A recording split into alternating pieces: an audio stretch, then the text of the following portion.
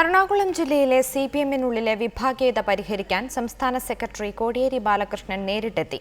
ജില്ലാ secretary P Rajeev മത്സരിക്കാൻ സാധ്യതയുള്ള തൃപ്പൂണിത്തുറ മണ്ഡലത്തിലെ വിമത നേതാവ് രഘുവരനുമായി കോടിയേരി ചർച്ച നടത്തി.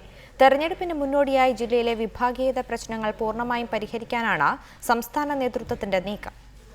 എറണാകുളം ജില്ലയിൽ സിപിഎം വിഭാഗീയത രൂക്ഷമായിരിക്കുന്ന സാഹചര്യത്തിലാണ് വിഭാഗീയത പരിഹരിച്ച് വിമതന്മാരെ പാർട്ടിയുടെ ഭാഗമാക്കി മാറ്റാൻ സംസ്ഥാന സെക്രട്ടറി കോടിയേരി ബാലകൃഷ്ണൻ തന്നെ നേരിട്ടെത്തിയത്.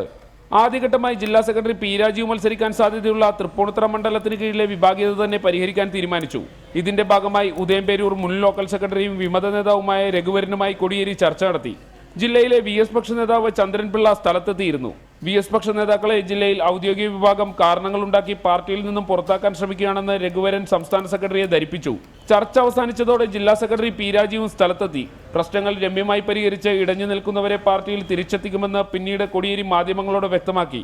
വിഭാഗീയ പ്രശ്നങ്ങൾ അവസാനിപ്പിച്ച് ജില്ലയിൽ പരമാവധി സീറ്റ് നേടാനുള്ള നീക്കത്തിന്റെ ഭാഗമായാണ് സംസ്ഥാന സെക്രട്ടറി തന്നെ നേരിട്ടെത്തി വിമതരുമായി ചർച്ച നടത്തുന്നത്. റിപ്പോർട്ടർ, കൊച്ചി.